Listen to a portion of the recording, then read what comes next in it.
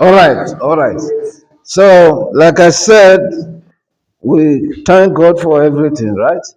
And we pray God to give us His wisdom to be able to understand what we are going to do here today.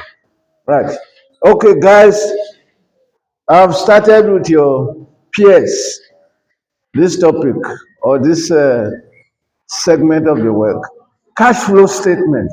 Hello, focus. Cash flow. This one is very, very interesting. I know most of you would like to go and study business, you know, in future, or for you that wants to have your own business. Cash flow is very important. All these calculations we are doing now are very, very important, right? And when you listen, you focus, you'll be able to understand it.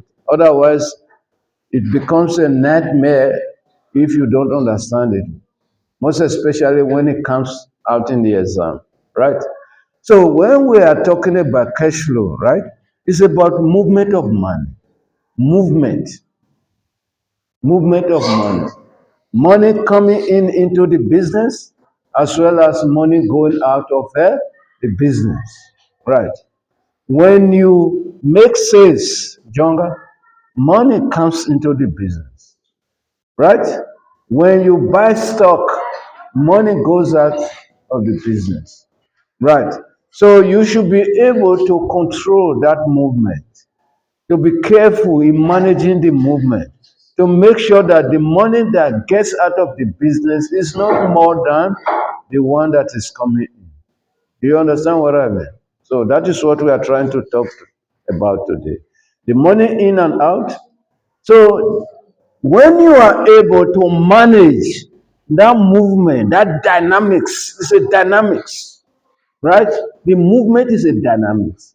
When you are able to manage it properly, it will help you to avoid the problem of cash shortages.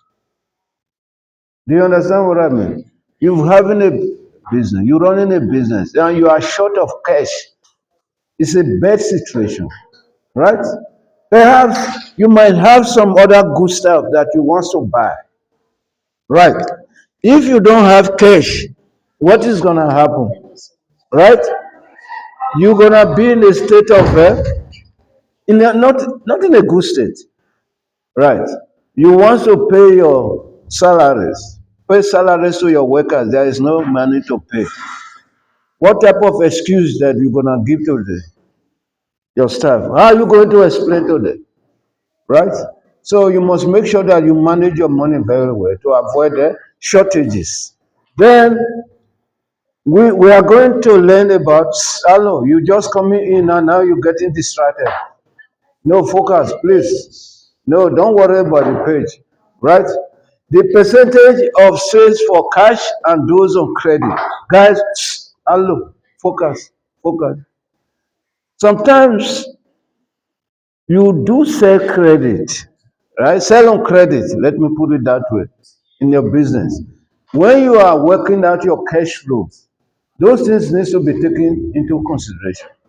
When we say cash flow, everything should be strictly based on cash, the money that you receive, or you are expected to receive in cash, not credit.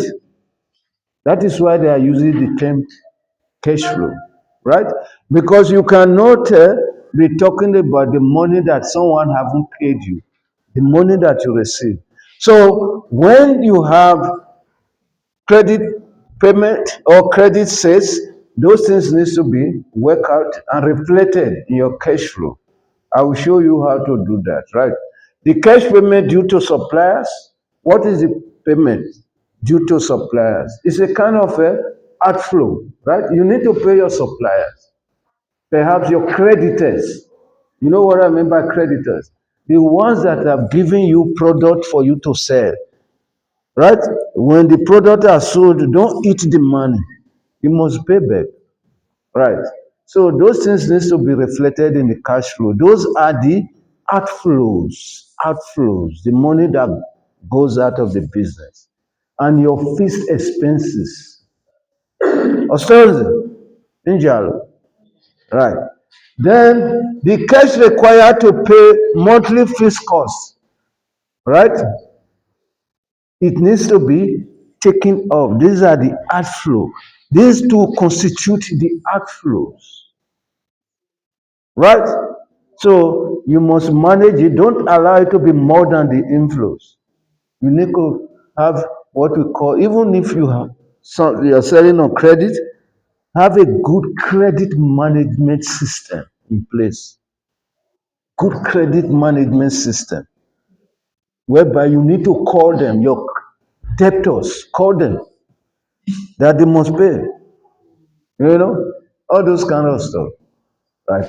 Like I said, what we are learning today is very interesting.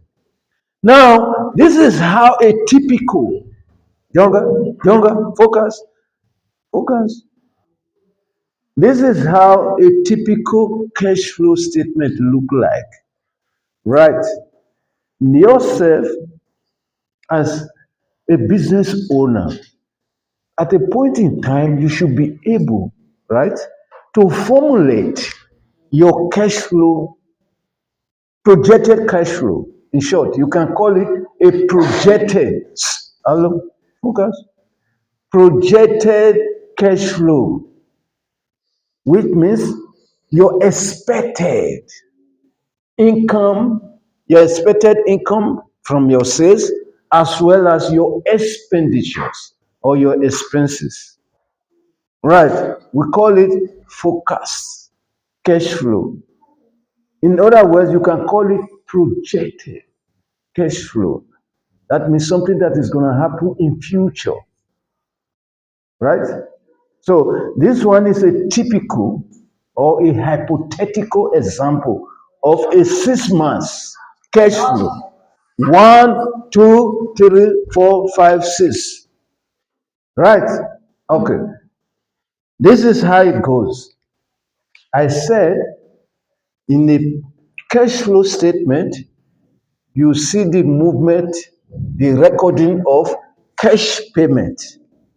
Hello, the cash payment and cash receipt. The cash receipt is the money that comes in to the business when you sell your product. The cash payment is when you pay for your product and other expenses. Or something. Right. Now, look here. This one is for a business that is dealing on CDs and DVD. You know, when I look at this example just now, I wasn't so much impressed. You ask me why. Because the items here are no longer in vogue. Because do you know DVD and CD? We don't sell these things again. Right? That will make me to change the example. Put different items here. Right? No DVD and CD. I must change it. Right? Because you don't know, we don't sell CD and DVD. These are old stuff. But anyhow, it can as well serve for us to understand what is happening. The most important thing is for us to understand it. Right? Okay. For example, this company have got 2 items. Right? CD sales and DVD sales. For those of you that don't know about CD and DVD, who doesn't know CD and DVD? Huh? Do you know? Okay. So, for the month of July, this company has forecasted to sell 30,000. Okay, let me start from here. The start of a cash flow, right? So we start with opening balance. I know some of you have got, you know what I'm talking. Have you did accounting before? Okay. Opening balance, right? This is the money in banks. Sometimes it's zero. There might not be anything there. But if there is something, opening balance, this one is constituted an opening balance. That means the money that is there already, right? That you are projecting to add on. Does it make sense to you? This one is already there in the bank, right? Then these other ones are projections. Focus, you project to receive this and spend this. to get what is going to be left at the end of the day. Understand it? Do you understand it? Okay. So this business have got two items. Which are the items? Can you name them? You name the items.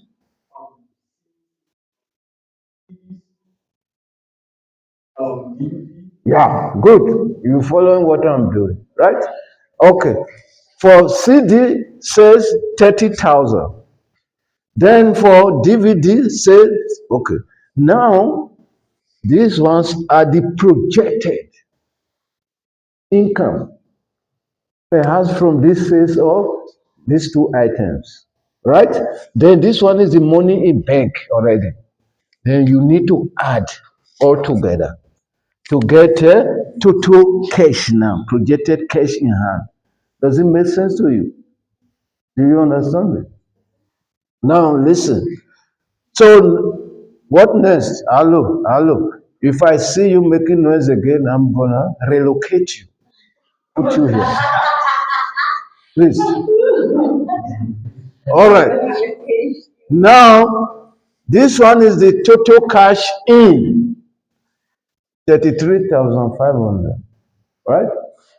Let's consider the expected cash that will go out. Expected. Because it is a forecast. Does it make sense to you?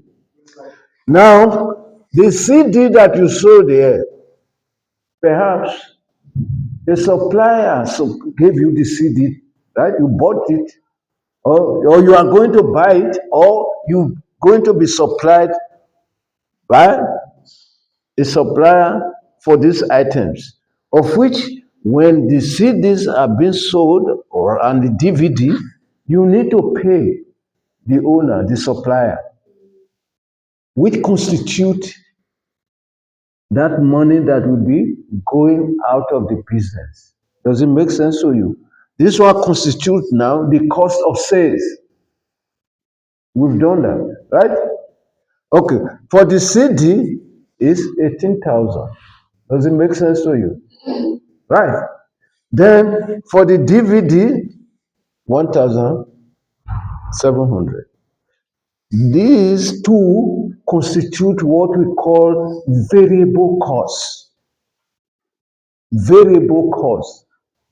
In the sense that it can be up, it can be down. You see what I mean? It fluctuates. Fluctuates. Right?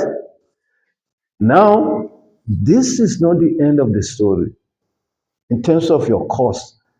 There is another one we call fixed costs, right? That you need to pay, right? Which is 12,000 as the case, based on this case study, right? Look, this one is fixed, it doesn't change. There might be some other costs, but here there are no other costs. In the exam, there might be some other costs, right? You need to add it. Here there might be some other payment, other income, I mean, right? For example, if you invested money in another business and you receive interest, it must be added. Whatever money you receive must be put here. Here, whatever money that you pay out must be under here, right? Now, you add up your payout. Let me call it payout now, right? Then you got this. You will have this. Is that the end of the story? No. You still need to move a step ahead. Now, the money out must be taken away from the money that came in. Then you have the balance. Right. Some instance, when you look at this balance, this is a credit balance. Credit. Because it's plus. What does that mean? The money that went out is less than the one that came in. You are at a comfortable position. Then you can smile that you got something left. Does it make sense to you? Right. Now, when it is negative, In some instances, in accounting representation, they don't say minus. If you put this minus here in Excel, it's gonna give you another thing, right? Put bracket. You bracket it. If you see any figure that is bracket like this, it means it's a negative. I've just introduced another one here now. In the exam, if you don't see minus, they put this one bracket here.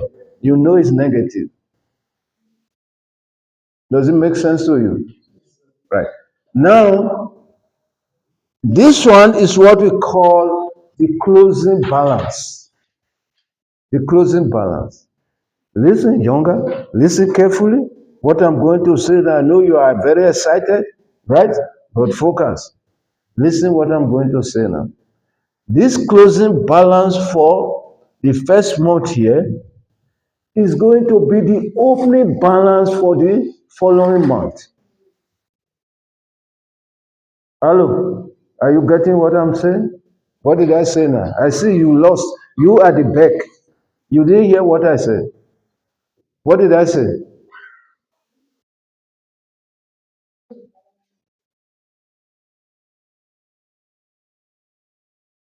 She is very multitask. Good girl. She got it. Now you prove me wrong. Yeah, I love that. No, keep it up. So the closing balance for this month is going to be the opening balance, right? For the following month. Then the sales again needs to be added, right? Then you have the total money in, cash in, right? Then the expenses, the cost of sales needs to be written out here, captured. Then remember your fixed expenses. All needs to be added up again to have a total for the money out. Then you need to work out the difference between money in and out to get the closing balance. Does it make sense to you? Yes, sir. Right. Now it goes on and on and on and on. Till the 6 months. Yeah. We call it interactively. Interactively. Till the end of the 6 months. Right? Do you understand it? It's very sweet. Right? But there's one thing I want to explain to you here now that it's a little bit trickish. Right? You know, most of the businesses they do sell on credit as well. Right? Perhaps the product could be certain percentage cash and certain percentage on credit. So how do you reflect it here? If certain percentage of the product were sold on cash and the other were sold on credit. Do you all get the picture of what I'm trying to explain now? Right? Do you understand what I'm trying to say? For example, let's take the CDCs, right? The CDCs is projected to be 40% or 60% cash, right? 40% credit. And the credit payment will be made 30 days after. 30 days after. Right. How are you going to capture it here? 30,000 is going to be sold, expected, right? But the whole 30,000 is not going to be cash. 60% is expected to be cash, whilst 40% is expected to be credit. So how will you reflect it here? On the first month and the second month. And that credit says is going to be paid 30 days after, which is going to fall under the second month, the August. This is how to do it. Then we said under this scenario that 60% will be cash, right? You say 60% of 30,000. Can you work out that for me quickly?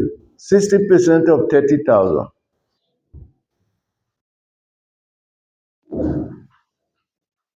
It's gonna be 18,000 if I'm not mistaken. If my brain is still calculating properly. 18K.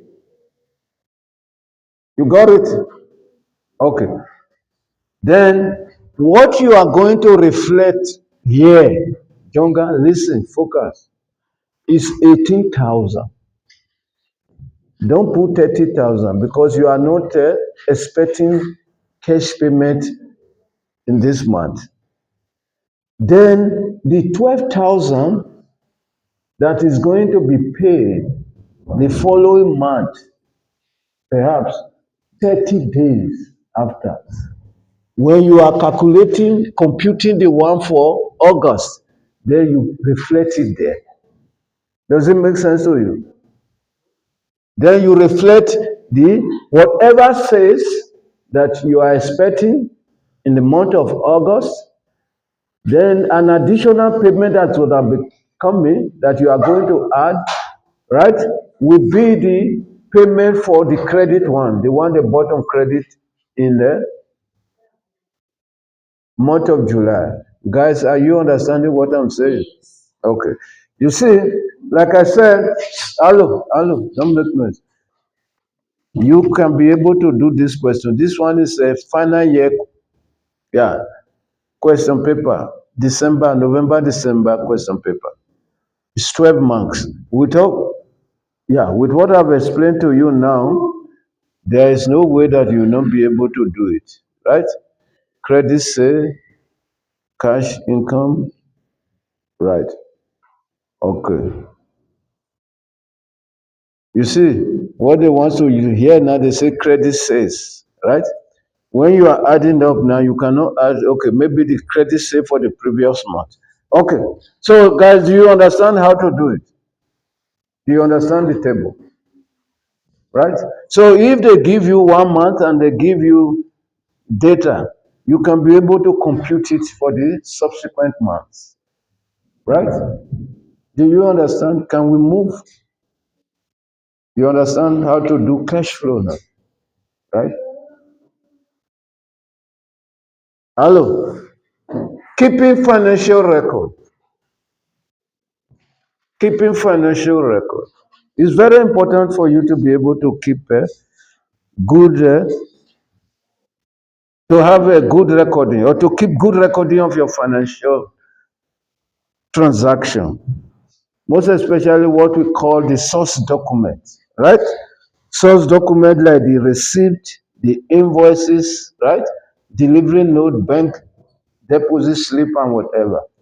Because when you are preparing your financial statement, you need all this, some or all of these documents for your backup, for you to be able to do what we call audit trail, for you to be able to trace the source of your claims of your transaction. Right? So it's very important. Receipt. How many of you have seen a receipt before? Yeah. All of you, right? Then they can ask you in the exam to give examples of source documents, right? Receipts. Because why do we call this source document? When you are from computing your financial statement, right? When you are computing your financial statement, income statement, balance sheet, cash flow, you need all this as a backup, as source document. You put a figure there, somebody will ask you, where did you get this figure from? Right? Perhaps an auditor wants to know where you get these figures from. Then if you don't have this stuff, then you'll be running from pillar to post, from fire to fry pan. Right?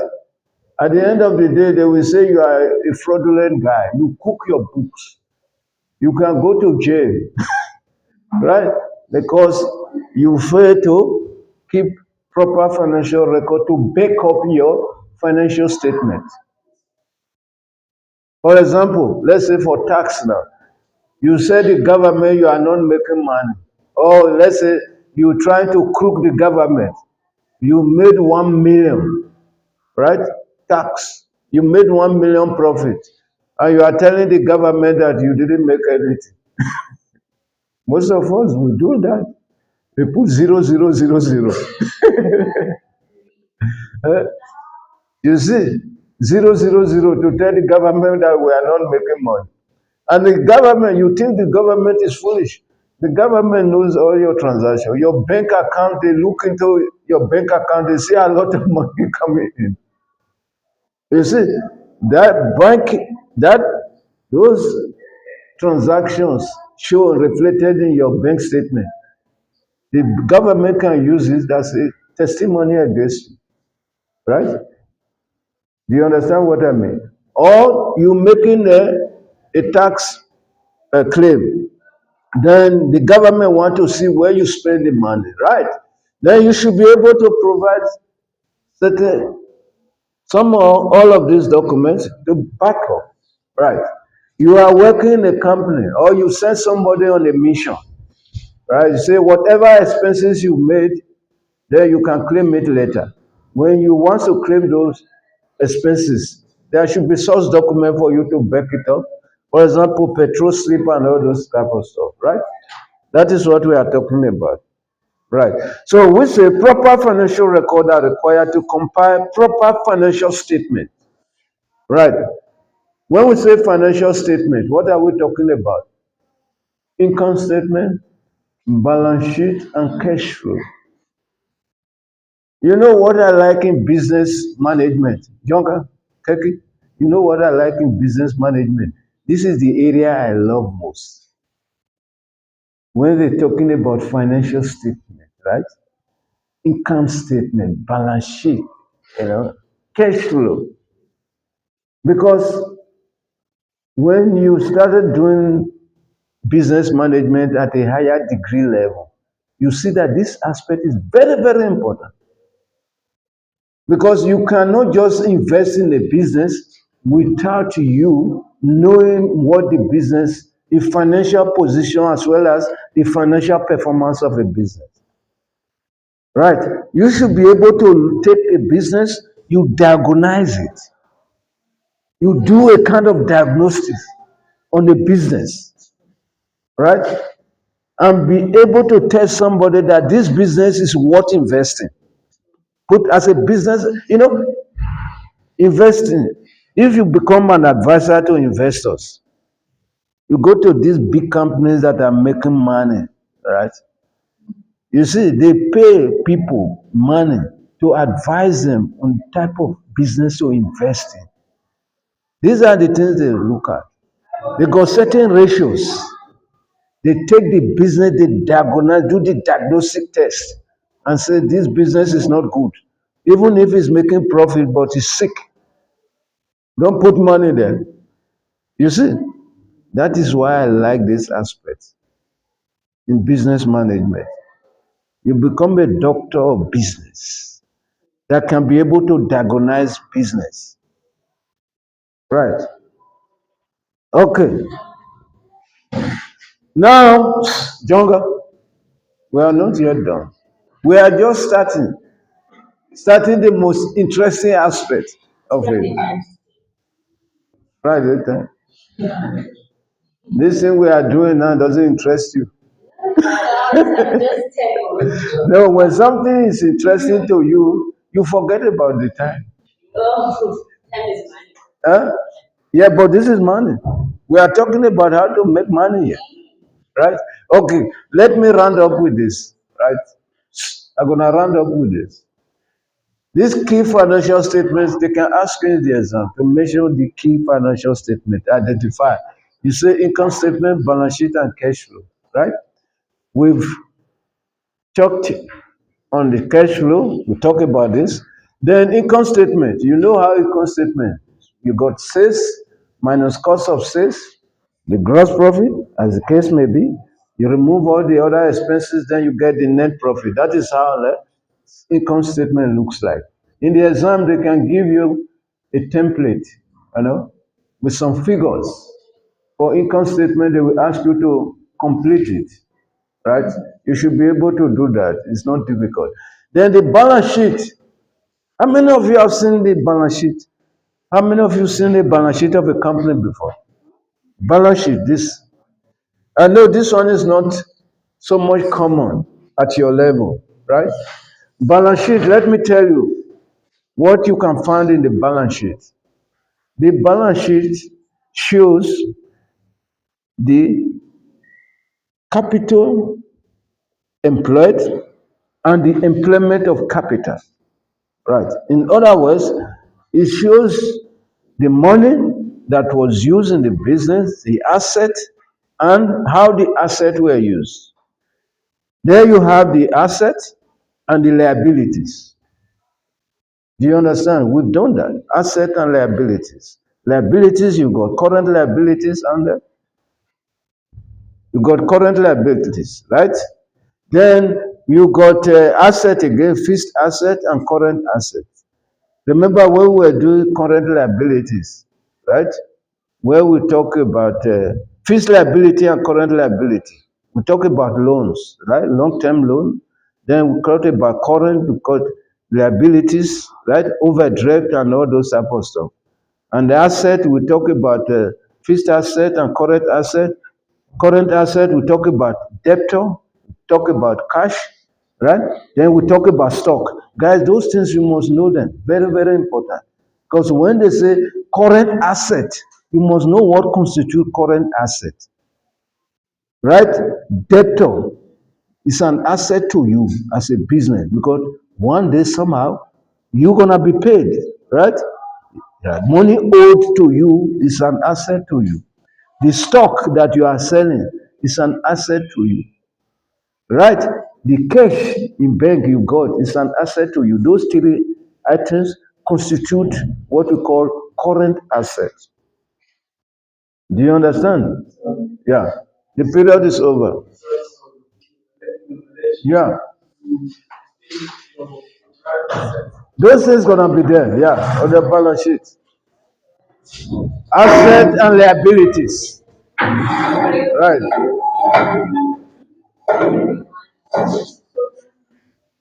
Right. So